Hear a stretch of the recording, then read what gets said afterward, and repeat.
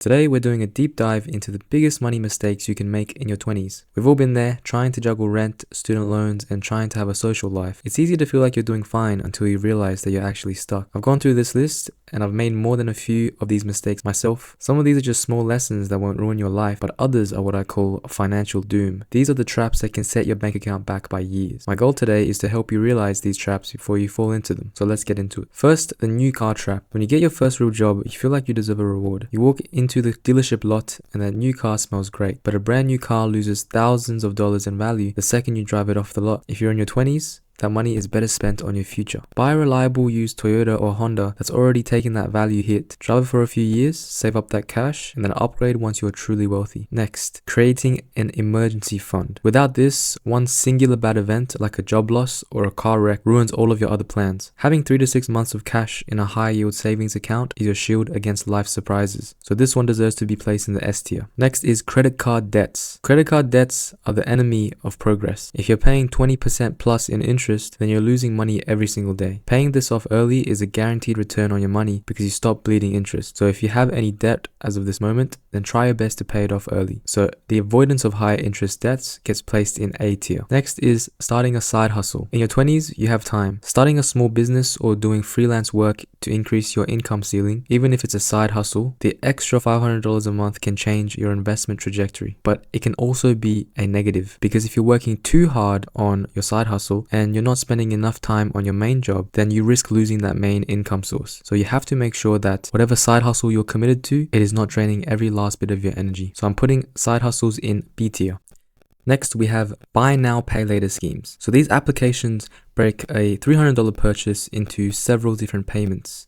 And it feels like you're only paying a little bit every single week, but it's actually a trick. And the basic rule that I always follow for something that I want to buy is if I can't pay for it in one go, then I can't afford it. So stop borrowing for things that you don't need. But the thing about these is that you can use it for your own benefit as well. Let's say there's something that you need and you can't pay it off in one go. Then you can use these Afterpay and buy now, pay later apps to purchase that and pay it off in small chunks. So it's not the worst thing to do, but it's definitely not the best. So I would put it in a C tier. Next, we have eating out or delivery. I get it, when you're tired after work, ordering food feels like a treat, but $20 here and there turns into $500 a month and sometimes even $1,000 a month, and that's like $10,000 a year. So learn how to cook, and before you become wealthy enough to buy food that's already pre-made, make food for yourself. You'll save a lot of money and it's also a lot healthier. I'm gonna put that in a D tier. Next is living below your means. Instead of going and spending all of your money on something that you don't need, something that you want, like treating yourself every single week or buying some designer clothes for yourself as a treat. Living below your means is not flashy, but it's really the only way that you can build a gap between what you make and what you spend. And if you don't master doing this, then none of the other tips really matter because whatever you're bringing home every single week, you're spending. So make sure that you are consistently living below your means. You are spending way less than what you make, and as your income increases, don't increase this spending value as much so that you're always generating more and more income. I personally live true to this and I believe it is the most important thing to do, so I'm going to put this in S tier. Next, we have traveling. Everyone wants to see the world, and especially in your 20s, you hear a lot of stories about older people saying they should have enjoyed themselves when they were younger and to not go for as much money when you're younger, but go for sightseeing and visiting the world. And that's fine. But today we're ranking financial decisions, and this unfortunately is not a good financial decision because it's not an investment on your net worth, it's an investment in your experiences and memories. And granted, that's a great thing if you can afford it with cash. But if you're using a credit card and you're taking loans just to be able to travel, then you're hurting your future self for a temporary vacation. So if you have enough money and you're not traveling 6 times a year,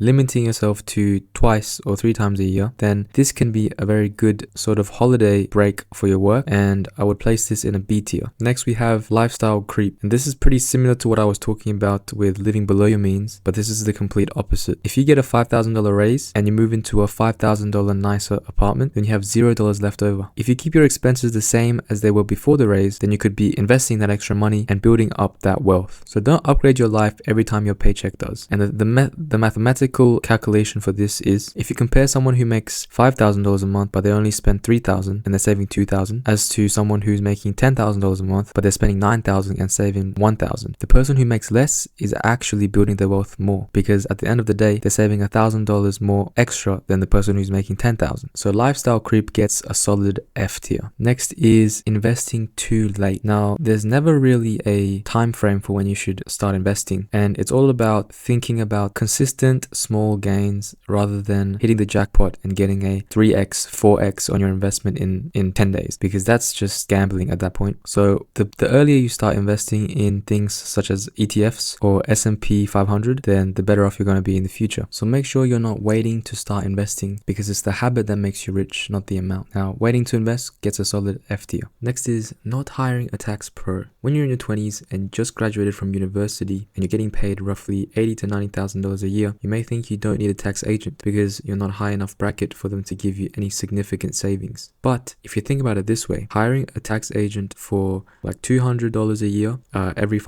end of financial season, for them to save you a potential of up to $1,000 to $2,000, it's a good deal every single time, because they know more about tax than you do. So spending a couple $100 on an expert can save you thousands of dollars in mistakes. And if you have a side hustle, then taxes will increase even more. So this is always a good option, and not hiring a tax pro goes into D tier because you're losing potential thousands of dollars a year. Next is job hunting. Now, even if you like your current job and you want to work there for the future, there's always going to be better options out there, because no matter how good your working environment is, no matter how good your colleagues are, there is always going to be a better option, a company that will pay you more, give you more benefits, have better people, and also just in general in a better area. So even if you like your job, make sure to continuously update your resume, see what else is out there, and know what your worth is, because looking for jobs may land you a 20% raise, and for a 20-year-old that is extremely significant. So there you have it. Nobody is perfect, and I've made many of these mistakes myself, and I'm still working on some of them today. So your 20s are actually all about learning and adjusting, and if you watch this video and catch these mistakes now, you're going to be so much further ahead of everyone else. By the time you hit 30, it's not even funny. So if you have any other opinions or suggestions for me, please feel free to leave them in the comments, because we're actually all learning here. And don't forget to like and subscribe if it helped you out.